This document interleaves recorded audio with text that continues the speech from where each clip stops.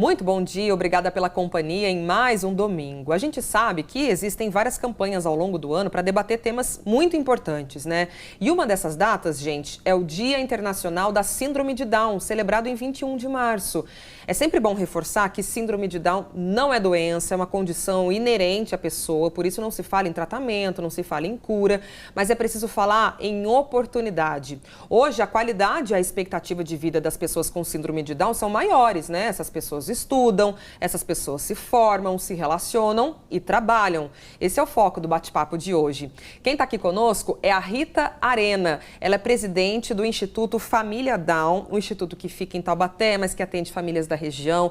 Daqui a pouco, inclusive, eu quero saber um pouco mais do instituto, mas antes eu quero falar de mercado de trabalho. Tudo bem, Rita? Tudo bem, agradeço a oportunidade de estar aqui falando um pouquinho do nosso trabalho. Imagina, a gente que agradece, seja sempre muito bem-vinda. Vamos lá, então, focar no mercado de trabalho. Eu quero saber o seguinte, tem vaga de emprego para pessoas com síndrome de Down na região ou não? Está faltando oportunidade? Como é que você vê o cenário hoje?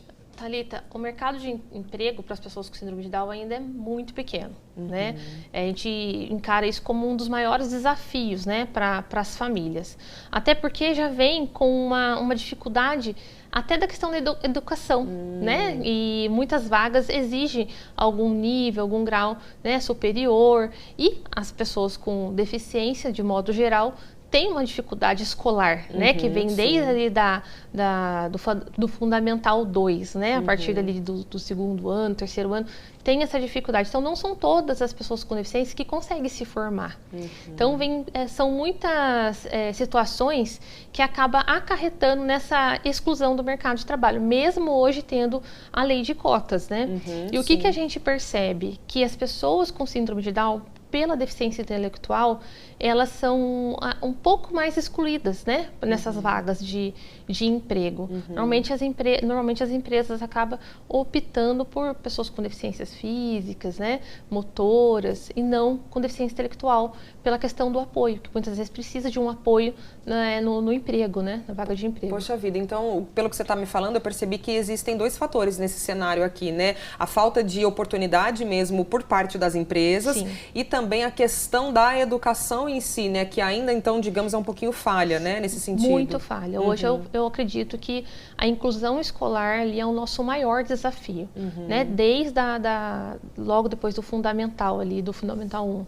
Porque ainda, né, a gente tem a Lei Brasileira de Inclusão, que hoje, né, nos protege de algumas situações, mas mesmo com a lei, a gente ainda continua tendo negativas de matrícula. Nossa. Não se tem muitas vezes material adaptado, que é necessário para as nossas crianças, né? Não tem um apoio, né? Um profissional de apoio na escola. Muitas vezes as famílias têm que judicializar o pedido, né? Entrar com o advogado. Todo aquele transtorno que se arrasta por um tempo. É uma luta. Mas desculpa, isso que você está falando é no ensino público ou no ensino particular? Nos dois. Nos dois. Essa dificuldade é tanto na rede particular quanto privada. E por essas situações acaba acarretando ao longo, né, da vida, na questão do emprego também, essas situações. Até essa semana mesmo eu conversei com uma amiga que é de RH, e ela estava falando comigo sobre essa dificuldade de encontrar pessoas com deficiências capacitadas para vagas que ela tem, né, disponível. Olha só, poxa vida. E quando tem vaga de emprego, né, quando a empresa oferece uma oportunidade, geralmente é onde? Que tipo de emprego? Olha, para nós chegam poucas vagas, né? A lei de cotas são empresas um pouco grande porte, né? A cada 100 funcionários acaba tendo 2% ali de vagas para as pessoas com deficiência. Então, assim, ainda são poucas vagas que aparecem. Mas seria o quê? No comércio, quando surge, alguma coisa assim? Ou um trabalho dentro de uma empresa, uma coisa mais administrativa ali, enfim? O que seria para a gente poder exemplificar para as pessoas também não desistirem, né? Quem está nos assistindo. Para a gente já apareceu vaga dentro de empresas de limpeza, né? Que prestam prestadores de serviço de empresa hospitalar, em escolas, né? Atendentes, esses dias apareceu para nós uma atendente de shopping. Nós conseguimos, ano passado, né, em parceria com uma rede de farmácia, incluir 4 dos nossos jovens nessa rede como atendentes. Olha. E foi muito legal a experiência para todos, né? Porque assim, para eles é um sonho realizado, né, de estar no seu primeiro emprego. Nós recebemos, né, mensagens da coordenação dessa rede, falando que impactou também nos funcionários que trabalham na empresa, falando que mudou completamente a rotina, o olhar para as pessoas com síndrome de Down, né, para as pessoas com deficiência, que eles não tinham essa experiência.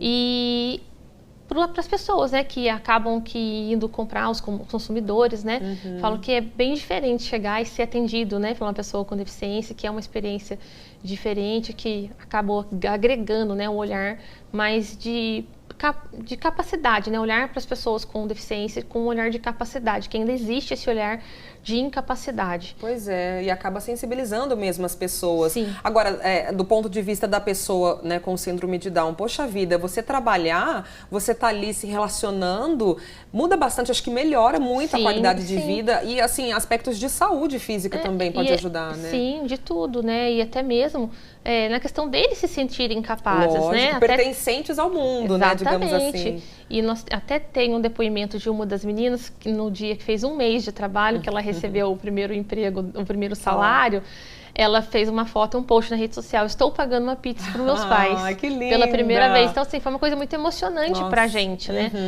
A minha filha tem 12 anos, ainda não chegou nessa fase, mas é uma luta que a gente vem de passinho, né, em passinho, para poder realmente no futuro aí ter uma inclusão plena, né? Para que eles estejam em todos os âmbitos, né, da sociedade, no trabalho, na escola, com seus direitos garantidos, né, que são pessoas como qualquer outra pessoa. Que bacana você falar sobre isso. Você citou a sua filha de 12 anos, ela tem síndrome de Down, né? Então você está aqui na qualidade de quase que uma especialista, digamos assim, porque você é presidente de um instituto que atende famílias. Daqui a pouco, inclusive, vou saber um pouco mais da sua história, da história do instituto, mas agora na sua história pessoal, né, dentro da sua vida mesmo, da sua filha de 12 anos.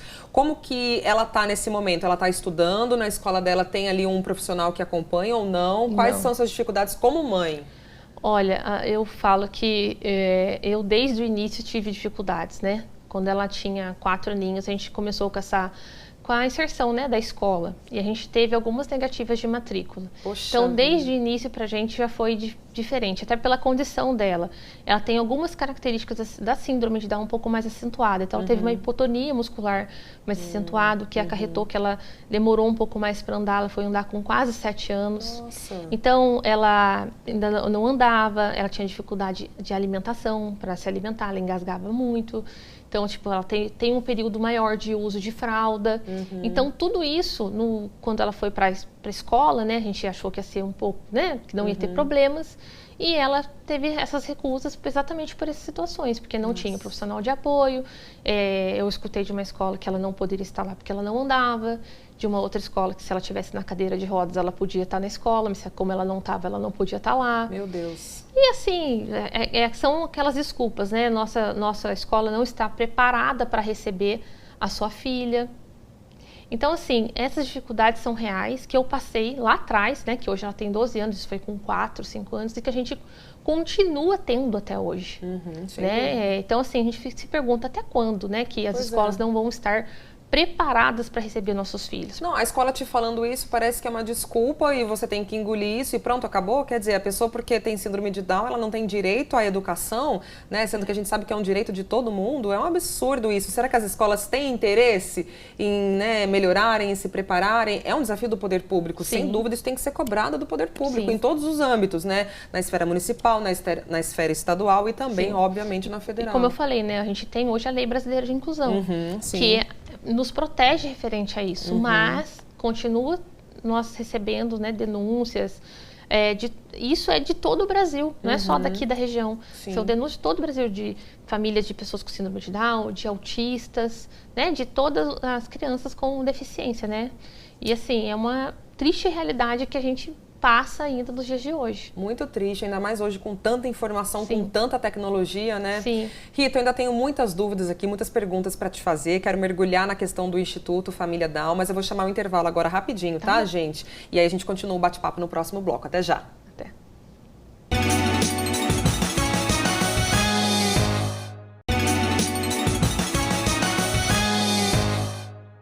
Estamos de volta com o nosso programa. Quem está aqui hoje é a Rita Arena. Ela é presidente do Instituto Família Down. É um instituto que fica em Taubaté, né, Rita? Sim. Queria que você falasse um pouco mais, então.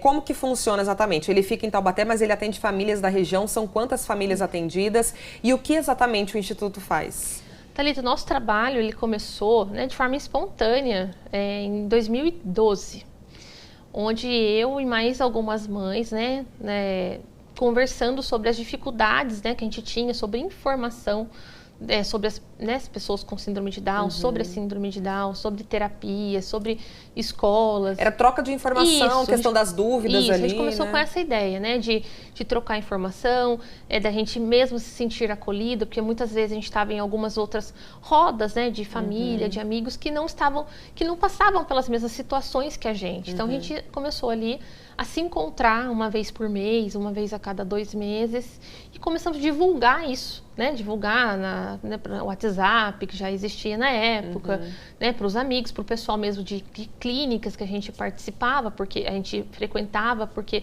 desde 40 dias de vida a gente já está inserido nessa situação de terapias, né? Então, a gente passava mais tempo lá nas esperas das terapias que em casa. Então, a gente começou a divulgar. E foi uma ideia super legal, que a gente não tinha esse movimento aqui na região, né? A gente tinha algumas associações, mas não tinha um movimento de acolhimento, né? Um movimento de pró-inclusão. E daí a gente começou a conversar com as mães, essa história, né, dos cafés da tarde foi passando, o famoso boca a boca, foi passando para as famílias, foi chegando outras famílias, né, de outros municípios, e o grupo foi aumentando. E daí a gente começou a mudar, né, o foco de não só ficar nessa parte de acolhimento, mas também como trazer informação para as famílias, para os profissionais, né? A gente foi construindo, né, uma história e o que a gente podia fazer para melhorar, né, a qualidade de vida, o desenvolvimento, né, trazendo informação para as famílias. Até virar um instituto, de fato, que virou recentemente, né? Isso, né? Até essa parte é difícil, né? Porque hoje o trabalho social é muito difícil. Você ter apoio, você conseguir alguma empresa que te apoie, e tem um custo muito alto para você poder fazer a formalização de um instituto. Então, assim, nosso trabalho vem há 12 anos, né? Fazendo diversas ações de promoção à inclusão, mas só no final do ano passado que a gente conseguiu realmente ali nos formalizar como um instituto. E vocês estão com uma sede física? Isso, a gente tem um escritório, né? Mas nossa ideia é a gente conseguir mesmo abrir uma casa, né, de atendimentos, até porque hoje também existe um outro desafio, né, que são as terapias, né, que muitos municípios não fornecem pelo SUS, ou não tem vaga, ou muitas famílias não conseguem ter um plano, né, de saúde. Então a gente gostaria de ter essa casa para a gente conseguir ter terapeutas para atender nossas crianças, nossos jovens, trazer curso, que também é uma realidade que ainda é muito difícil, né, da gente conseguir capacitação, curso. Né? A gente estava no começo mesmo do programa falando sobre mercado de trabalho, sobre essa questão do ensino. Seria bacana também ter um espaço para poder capacitar esses jovens com síndrome de Down. Até porque os próprios locais que têm cursos, a maioria não são inclusivos. Eles não têm vagas para as pessoas com deficiência, né, de modo geral. Então, a nossa ideia é conseguir ter esse espaço para a gente conseguir trazer esses cursos para os nossos jovens, para as mães também, né? Porque muitas mães ali deixam de trabalhar para poder ficar no cuidado com o seu filho. Então, é uma maneira de trazer um curso, de repente ela conseguir fazer um trabalho em casa. Então, assim, é uma ideia que a gente acredita que vai abrir muitas portas, né? Para todos participantes do grupo. Já cresceu e vem crescendo, né? A expectativa de vocês é que cresça ainda mais esse instituto.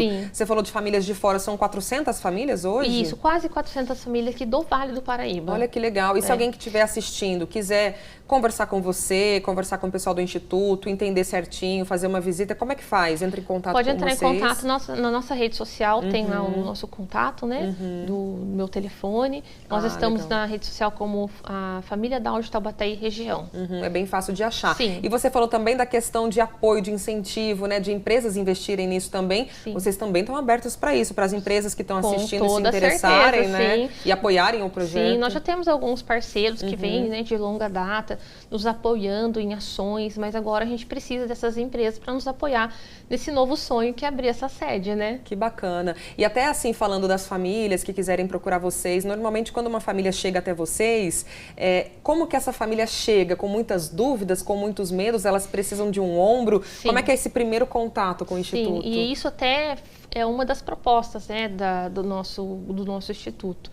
Porque amenizar o começo da jornada dessa família atípica, né, dessa maternidade atípica, porque em sua grande maioria as mães descobrem, né, as famílias descobrem no parto, que foi também o meu caso.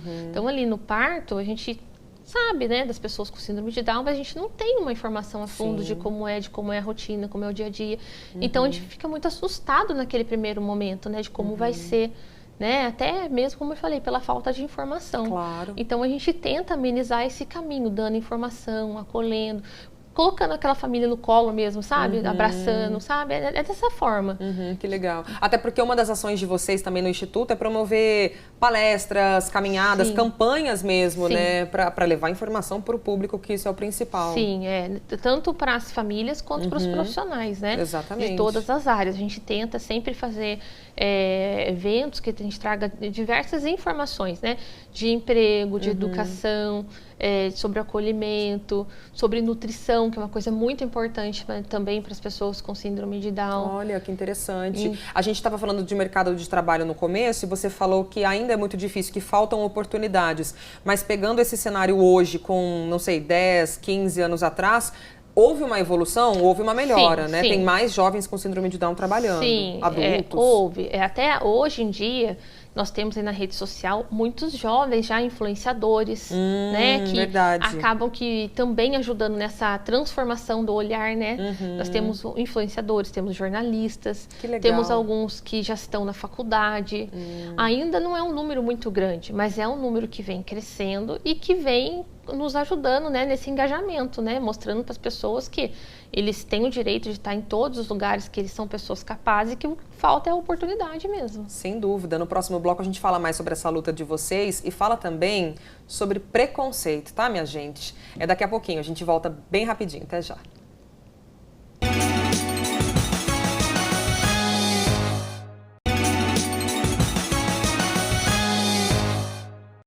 Já estamos de volta com o programa de hoje. Estamos falando aqui do Dia Internacional da Síndrome de Down. Estamos levando informação que é muito importante para combater o preconceito, inclusive. Rita Arena está aqui conosco. Ela é mãe de uma criança de 12 anos que tem síndrome de Down.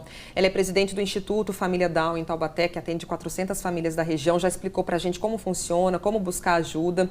E agora eu queria que você falasse um pouco mais sobre essa luta de vocês no quesito preconceito. Ainda tem muito preconceito, né, Rita? Muito. E acho que uma das coisas também, e acho bacana você falar sobre isso, até termos que a gente usa que ficaram no passado, né, que hoje em dia já não se usa mais. Por exemplo, portador de síndrome de Down. Isso não existe, né? Não.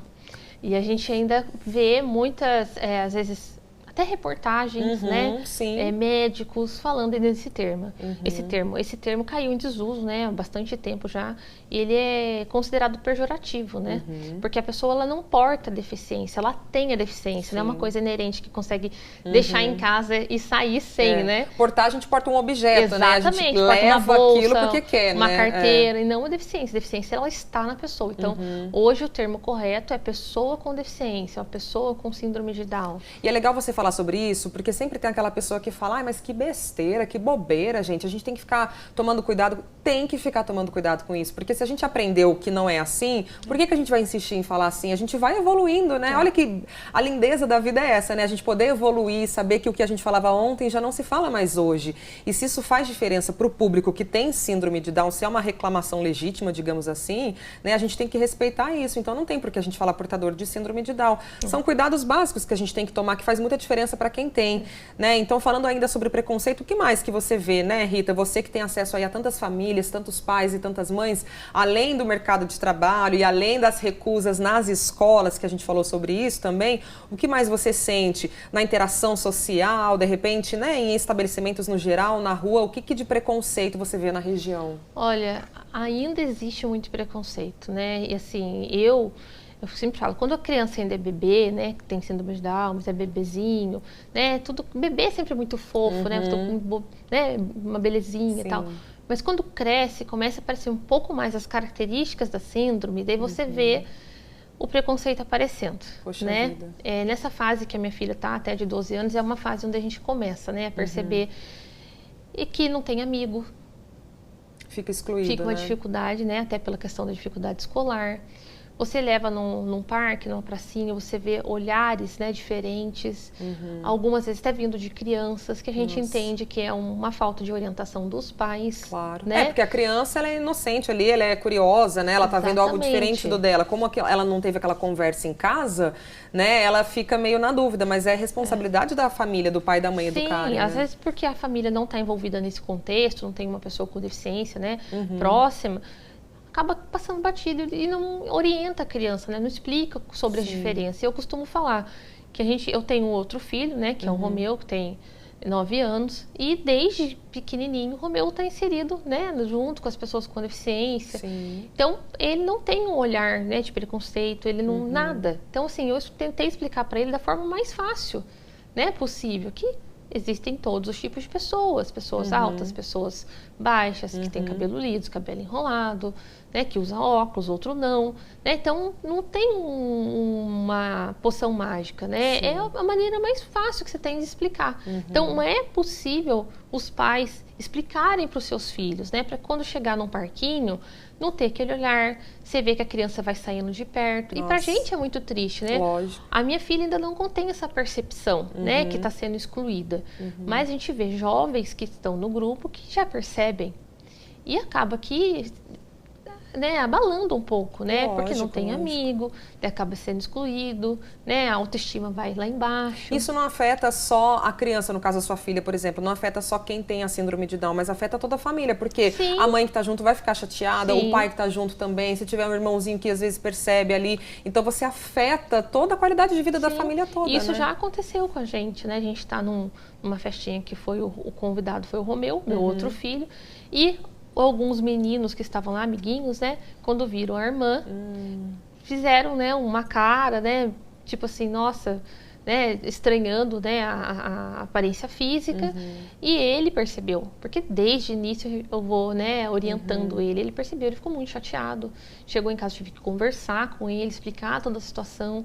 Então, envolve todo mundo, né? É uma situação ainda triste. E para os nossos jovens, né, quando vai crescendo, ainda é mais difícil, né? A gente vê hoje, até como eu falei dessas influenciadoras, tem uma que vem sofrendo direto ataques na rede social, né? vida. Capacitistas, falando Nossa. da aparência.